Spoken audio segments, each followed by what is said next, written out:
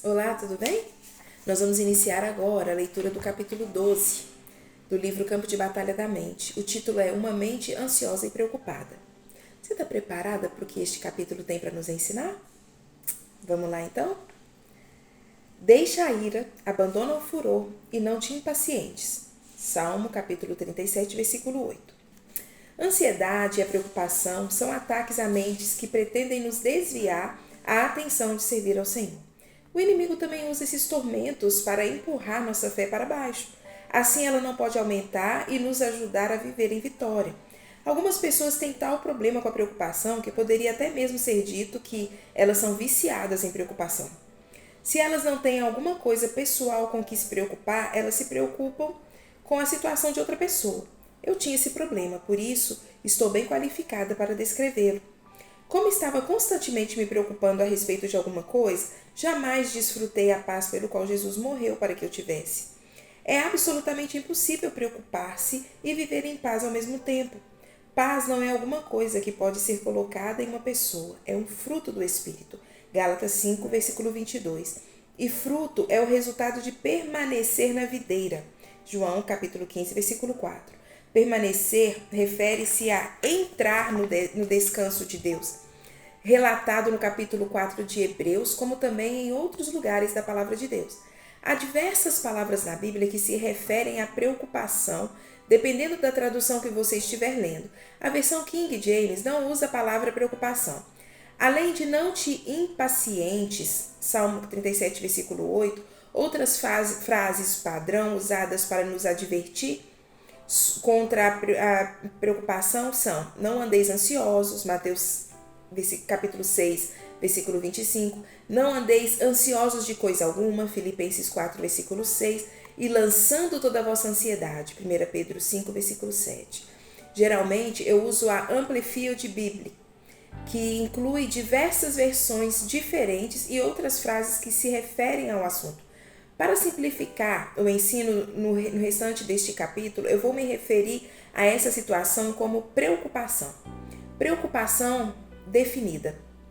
O dicionário Webster define preocupação como se segue: sentir-se apreensivo ou inquieto, fazer alguém sentir-se ansioso, angustiado ou inquieto, uma fonte de inquietação contínua.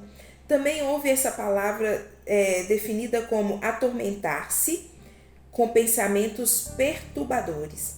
Quando vi a parte sobre atormentando-se com pensamentos perturbadores, decidi imediatamente que sou mais esperto do que isso. Acredito que cada cristão é. Penso que os cristãos têm mais sabedoria além de sentar-se por ali e atormentar-se. A preocupação certamente jamais torna qualquer coisa melhor. Então, por que não desistir dela? Outra parte da definição também me esclareceu: agarrar pela garganta com os dentes e sacudir ou lacerar, como um animal faz a um outro, ou fustigar por meio de repetidas mordidas ou dentadas.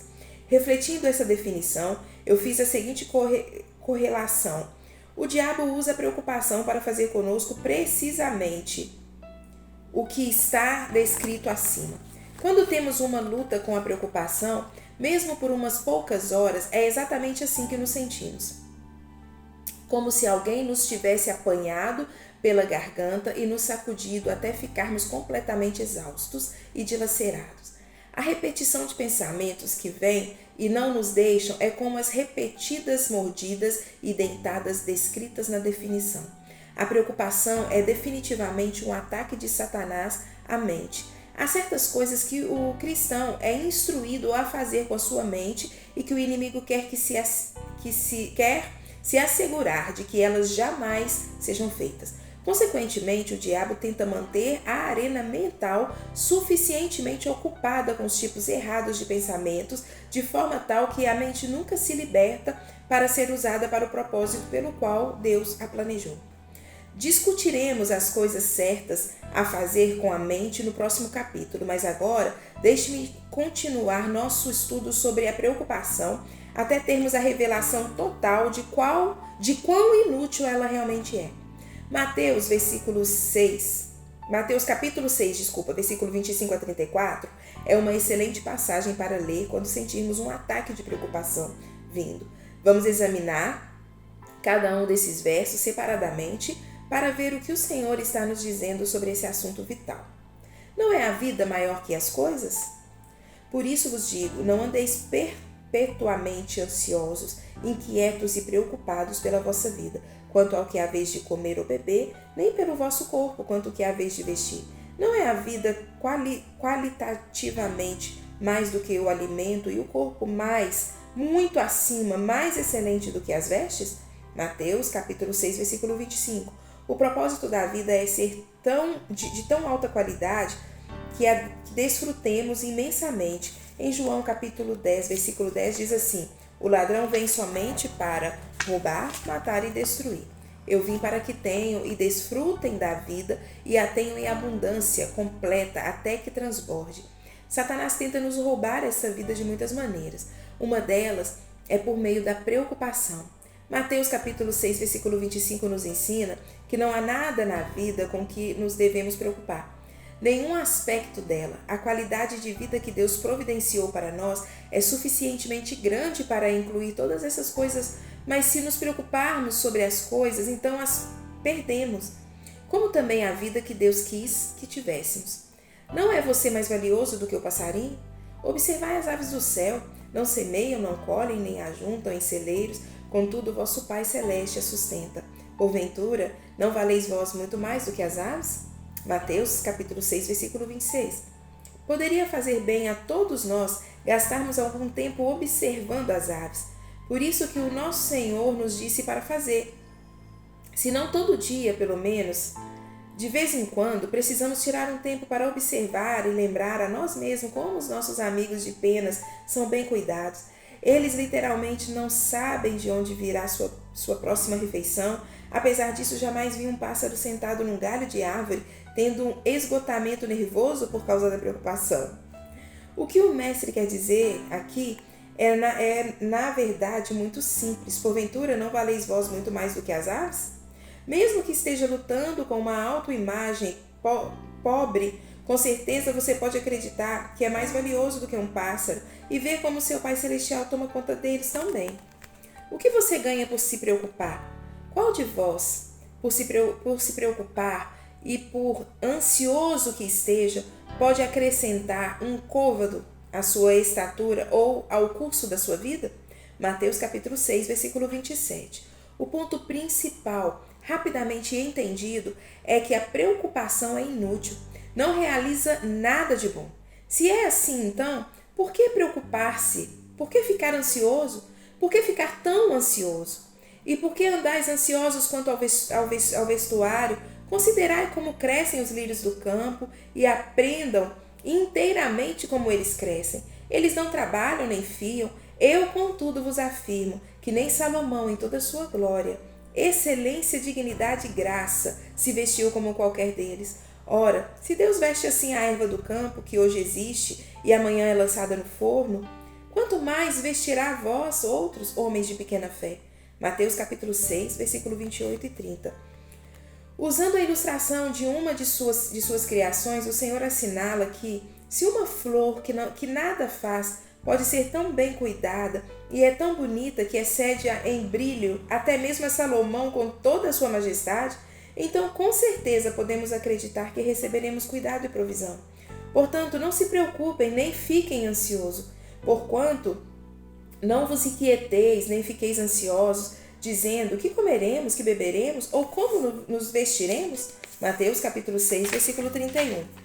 Gosto de ampliar esse versículo mais um pouco e incluir mais uma pergunta. O que vamos fazer? Penso que Satanás envia demônios cujo trabalho é fazer nada mais do que repetir esta frase nos ouvidos do cristão o dia inteiro. Eles disparam perguntas difíceis e o cristão gasta seu precioso tempo tentando encontrar uma resposta. O diabo está constantemente deflagrando guerra no campo de batalha da mente, esperando enganar os cristãos em lutas longas, infindáveis e custosas. Note aquela parte do versículo 31 em que o Senhor nos instrui a não nos preocuparmos nem ficarmos ansiosos, Lembre-se de que a boca fala aquilo que o coração está cheio. Mateus capítulo 12, versículo 34. O inimigo sabe que se ele puder deixar suficientes coisas erradas circulando em nossa mente, elas finalmente acabarão saindo da nossa boca. Nossas palavras são importantes porque elas confirmam a nossa fé, ou em algumas ocasiões a nossa falta de fé.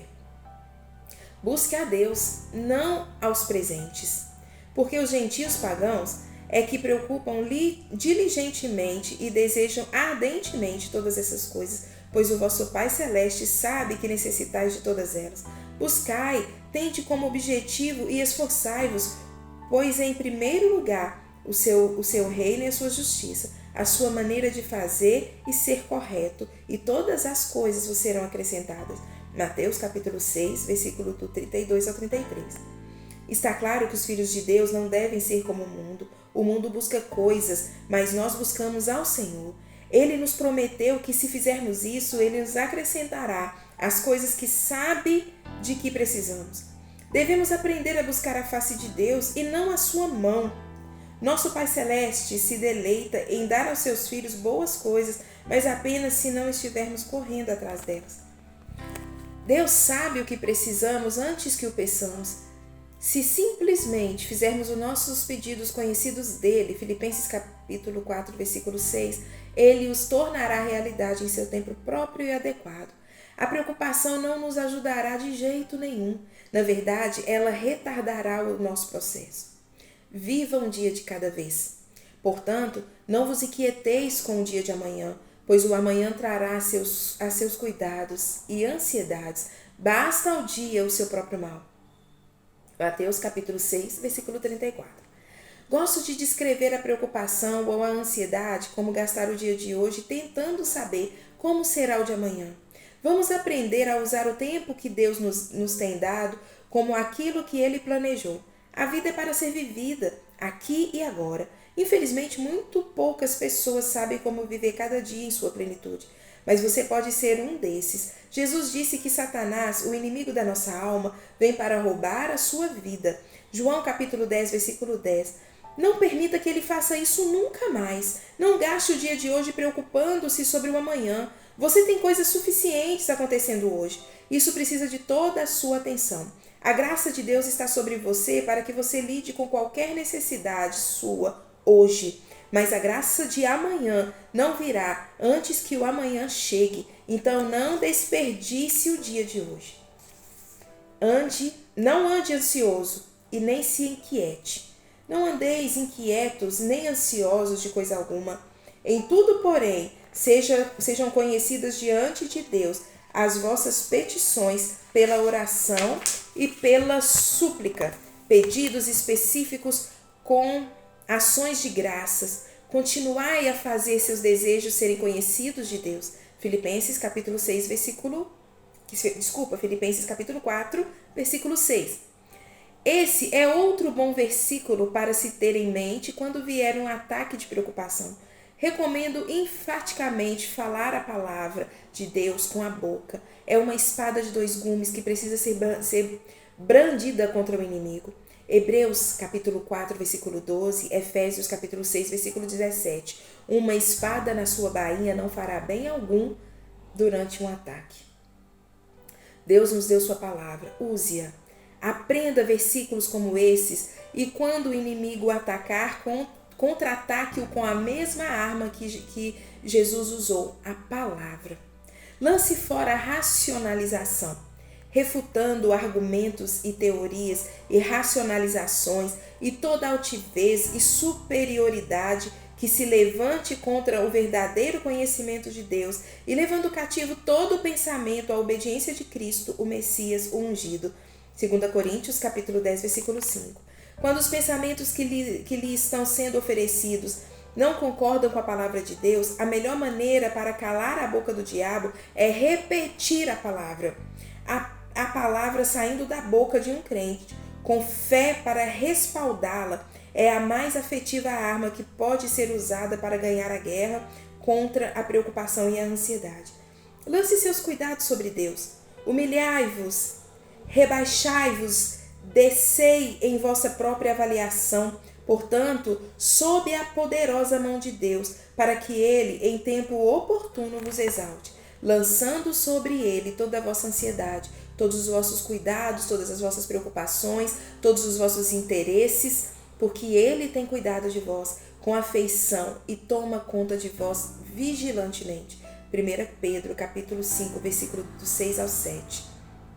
Quando o inimigo tenta nos dar um problema, temos o privilégio de poder lançá-lo sobre Deus. A palavra lançar, na verdade, significa jogar ou arremessar. Podemos jogar ou arremessar os nossos problemas para Deus. E creia-me, Ele pode pegá-los. Ele sabe o que fazer com eles. Essa passagem nos permite saber que humilhar-se significa não se preocupar. A pessoa que se preocupa ainda pensa que ela pode, de alguma maneira, resolver seu próprio problema. A preocupação é a mente correndo de um lado para o outro, tentando encontrar uma solução para a sua situação. O homem orgulhoso é cheio de si, enquanto o homem humilde é cheio de Deus.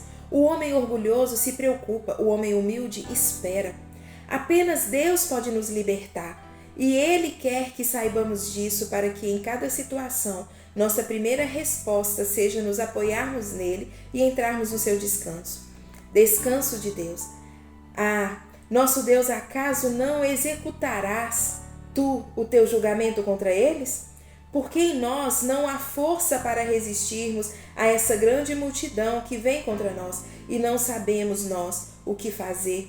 Porém, os nossos olhos estão postos em ti. 2 Crônicas, capítulo 20, versículo 12. Amo esse versículo. O povo a quem ele se refere havia atingido o ponto de perceber 3 coisas como certas. Eles não tinham poder contra seus inimigos, eles não sabiam o que fazer e eles precisavam ter seus olhos fixos em Deus. Nos versículos 15 e 17 da mesma passagem, vemos que o Senhor lhes disse quando eles atingiram essa percepção e de boa vontade admitiram diante de Deus. Não temais, nem vos assusteis por causa desta grande multidão, pois a peleja não é vossa, mas de Deus. Neste encontro não tereis de pelejar, tomai posição, ficai parados e vede o salvamento que o Senhor vos dará. Qual é a nossa posição? É a de permanecer em Jesus e entrar no descanso de Deus. É a de esperar no Senhor continuamente, com os olhos fixos nele, fazendo o que ele nos direciona a fazer e, por outro lado, tendo o temor reverente de nos movermos na carne. No que diz respeito ao descanso de Deus, gostaria de dizer isso. Não há o descanso de Deus sem oposição. Para ilustrar, compartilho com você uma história que ouvi certa vez envolvendo 2 artistas a quem pediram que pintassem quadros da paz da maneira como eles percebiam. Um pintou um lago parado, calmo, bem atrás das montanhas. O outro pintou uma cachoeira impetuosa, o espumejante sobre a qual se inclinava uma árvore, com um pássaro repousando em um ninho e em um de seus galhos. Qual delas verdadeiramente retrata a paz? A segunda, porque não há paz sem oposição. O primeiro quadro representa estagnação. A cena representada pode ser serena, uma pessoa poderia ser motivada a ir lá para se convalescer, ela pode oferecer uma bela imagem, mas não retrata o descanso de Deus. Jesus deixou-vos a paz, a minha própria paz, a paz vos dou e lego como herança, não vos dou como dá o mundo. João, capítulo 14, versículo 27. Sua paz é espiritual e o seu descanso é aquele que funciona durante a tempestade. Não na ausência dela. Jesus não veio para remover toda a oposição da nossa vida. Antes, pelo contrário, veio para nos dar um enfoque diferente das tempestades da vida. Devemos tomar sobre nós o seu jugo e aprender dele. Mateus capítulo 11, versículo 29. Isso significa que devemos aprender seus caminhos para enfrentar a vida da mesma maneira que ele enfrentou. Jesus não se preocupava e nós também não temos de nos preocupar.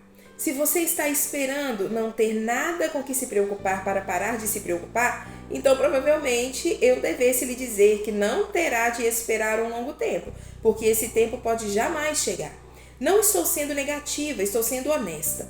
Mateus capítulo 6, versículo 34, sugeriu que não nos preocupássemos com o dia de amanhã, porque cada dia terá suas próprias suficientes preocupações. O próprio Jesus disse isso, e ele certamente não era negativo.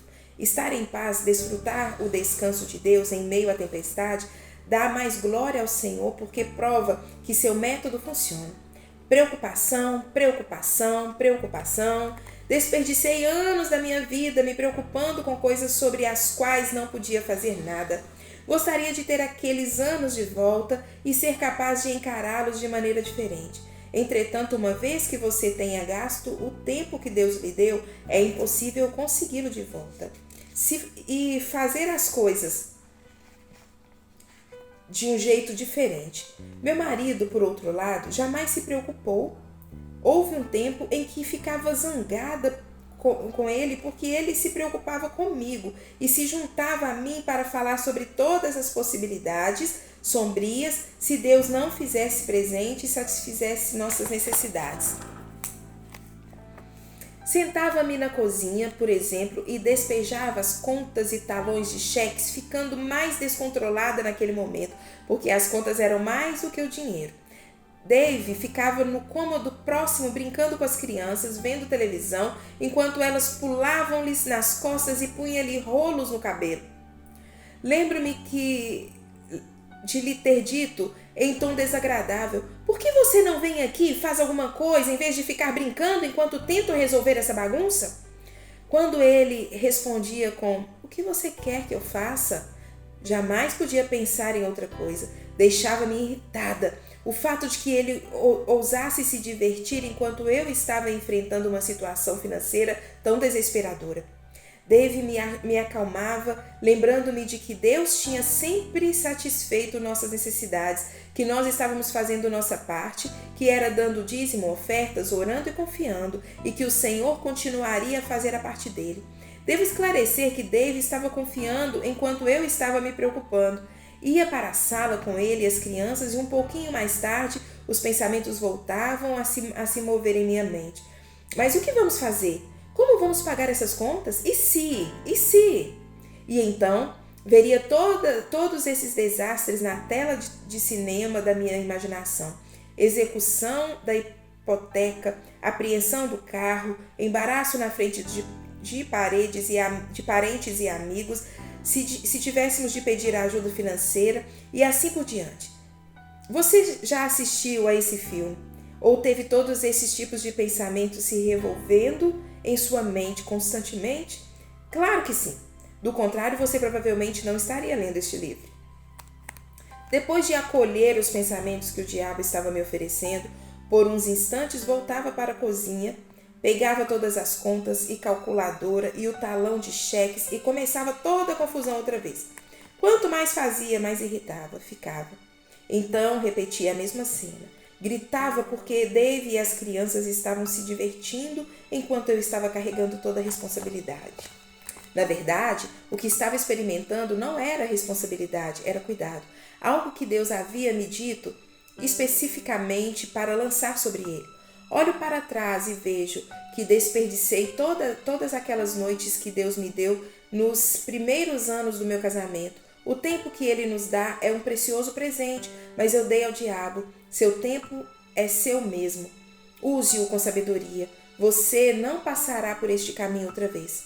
Deus satisfez todas as nossas necessidades e Ele o fez de diferentemente maneiras.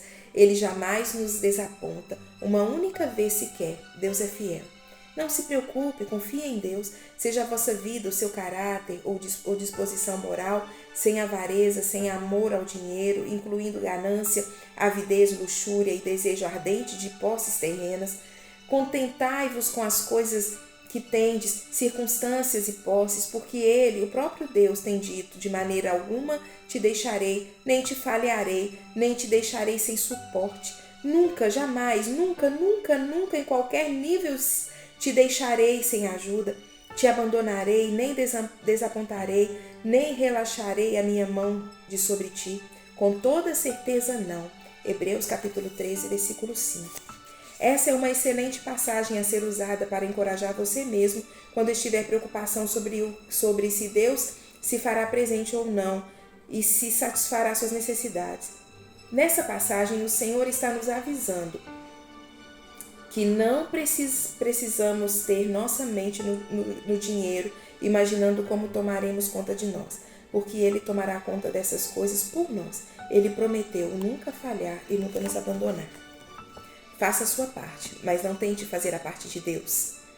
A carga é muito pesada para carregar, e se você não for cuidadoso, você se quebrará sob o peso dela. Não se preocupe, confie, inclina-te sobre, acredita, tenha confiança no Senhor e faz o bem.